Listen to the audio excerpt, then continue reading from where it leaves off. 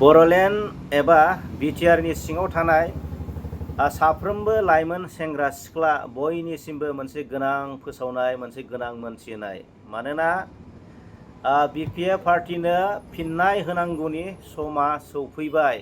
रायजो राजा नोंथांमोन, गाबोन 9 खालाराव आसाम बिधान सभानि बिसायख'थिया जानो थांगासिनो दं। मानोना बिपिएफ पार्टिया मोनबा गेरेन्टि होदोंमोन रायजो राजा नोंथांमोन, लाइमोन सेंग्रा सिख्ला नोंथांमोन। बेनो जादों 40 क्रर उइमेन इम्पावारनि थाखाय, 50 क्रर जायफोर इक'नमिकेलि उइकार्स, आरो जायफोर सिनियर सिटिजेन 10 क्रर, 100 क्ररनि प्रमिस होदोंमोन। नाथाय बे थाखाखौ, बे 2 लाख थाखाफोरखौ, बे 2 लाख थाखाखौ माखासे बिपिएफ पार्टिनि कर्मि, जायफोर लाइमोननि दैदेनगिरि, बिसोरो जेबो नटिफिकेसन गैया, जेबो इनफरमेसन गैया, जेबो फर्म गैया, जेबो अनलाइनबो गैया, अफलाइनबो गैया, सिरि सिरि गावसिनि गोसो बायदि जायफोरा मोनथावना नङा, जायफोरा मोनथावना नङा, जायफोरा मोनथावना लाइमोन, जायफोर बेकार आनइमप्लयि इउथ्स, जायफोर मोनथावनाफोर, दा बैसोर बेक्तिफ्रा मोननो हायासै रायजो राजा नोंथांमोन।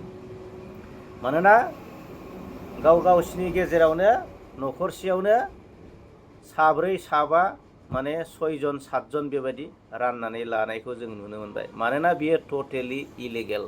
आरो बिनिफ्राय जोङो फोरमान जायो, जोङो मोनथिना मोनो, हमनो हायो, बिपिएफ पार्टियाव जेबो मिशन, भिजन, मोनसे डिसिप्लिन आरो सिस्टेम, नियम जेबो गैया। रायजो राजा नोंथांमोन, जों बिनिफ्राय फोरमान जायो। बिनिखायनो बे बिपिएफ पार्टि थगायसुला पार्टिखौ फिननाय होनांगौनि समा सौफैबाय। लाइमोन सेंग्रा सिख्ला नोंथांमोन, बिटिआरनि सिङाव थानाय लाइमोन सेंग्रा सिख्ला नोंथांमोन।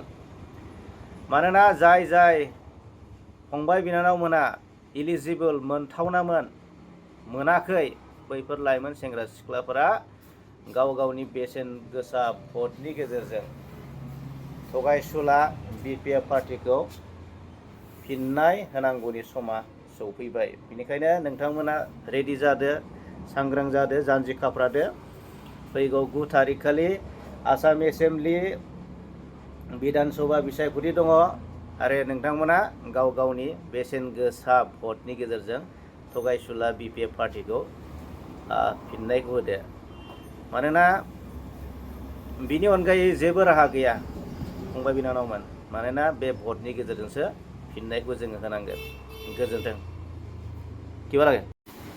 नाथाय रायजो राजा नोंथांमोन, आसामावबो बेबायदिनो CM-3AA स्किम, जायफोर ग्रेजुवेट, जायफोर टेकनिकेल डिप्ल'मा हल्डार्स, फरायसाफोरनि थाखाय 2 लाख फाइनेन्सियेल एसिस्टेन्स होदोंमोन। माखासे बिजनेसनि थाखाय, बिजनेस मावनानै जानो थाखाय, नङा होमबा? थ' आसामाव जोङो नुनो मोनबाय, बेयाव अनलाइन आरो अफलाइन मोननैनि गेजेरजोंबो बेयाव फर्म फिलआप खालामनानै बेखौ लिगेलि साफ्रोमबो जायफोर मोनथावना, बे मोनथावना मानसिफोरनो बे 2 लाख थाखाखौ होनाय जादोंमोन। नाथाय जोङो दिनै नुनो मोनबाय, जिथुनाखि बिपिएफ पार्टि, मानाव गेदेर हाग्रामा महिलारिनि दैदेननाय जि बिटिसि काउन्सिल, बे काउन्सिलाव नाथाय जेबो जोङो मोनसे नियम, मोनसे प्रनालि, मोनसे सिस्टेम, मोनसे बेफोरबायदिखौ जों नुनो मोनासै, जेबो डिसिप्लिनखौ जों नुनो मोनासै। बेयो जोंनि थाखाय खोब दुखुनांथावना। मानोना बिनिखायनो बुंदों, दा नोंथांमोना बेयो मोनसे सम, बे थगायसुला पार्टिखौ फिननाय होनांगौनि बेयो मोनसे जोबोद मोजां सम। आरो उननि समफ्राव आसामनि गिबि मन्त्रि डक्टर हिमन्त बिश्व शर्माया 15,000 लाइमोनफोरनो 2 लाख रांखान्थियारि फाइनेन्सियेल एसिस्टेन्स मदद खालामनो थाखाय होनो थांगासिनो दं। माने उननि समाव बिजेपि सरकारा रिफर्म जुदि सरकार गभर्नमेन्ट दाफिननो हायोब्ला 15,000 लाइमोनफोरनो 2 लाख थाखाखौ होनो थाखाय मोनसे प्रमिस होदों।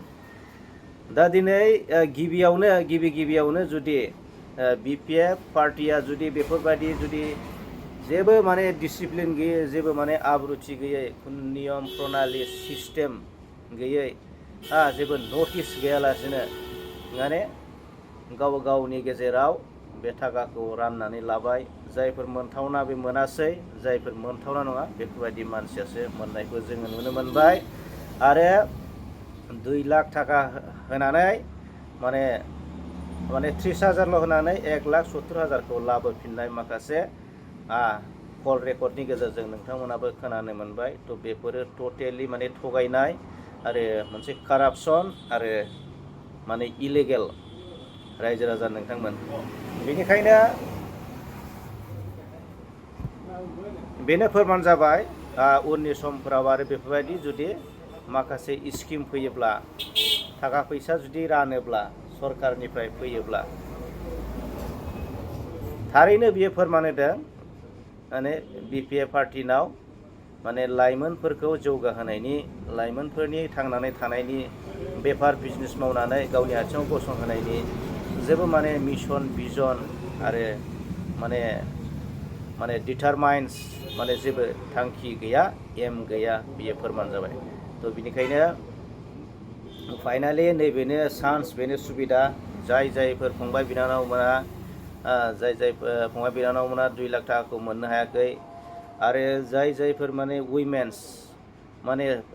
उइमेन्सफोरा मोननो हायाखै, बिथांमोनाबो, आरो जायफोर सिनियर सिटिजेन बिथांमोनाबो जाय मोननो हायाखै, आरो जायफोर माने एकदम इक'नमिकेलि उइकार्स, लोरबां जायफोर सुबुंफोरा मोननो हायाखै, बिसोर मानसिफोरा नैबेनो बिराद गोनां आरो मोजां सम, माने बै पार्टिखौ, थगायसुला पार्टिखौ फिननाय होनांगौनि बियो जोबोद मोजां सम। थ' आसा खालामो बे समाव नोंथांमोना गोनो गोथो जानो हागौ, माने गाबोननि दिनाव भटखौ सोरनो होगोन। मानोना बयनिख्रुइ समान नोजोरै नायग्रा मोनसे इकुवेलि रायजो राजाफोरखौ, माने 26टा जनगोष्ठीनि गेजेराव मोनफ्रोमबो हारिखौ समानै इकुवेल माने नोजोरै नायग्रा मोनसे मानाव गेदेर प्रमद बर'नि दैदेननाय UPPL पार्टी ट्रेक्टरनि सावगारियाव थारैनो नोंथांमोना गावनि बेसेन गोसा भटखौ देरहाहोगोन बेखौ आसा खालामबाय। जै जाथों, जै बर' हारिनि।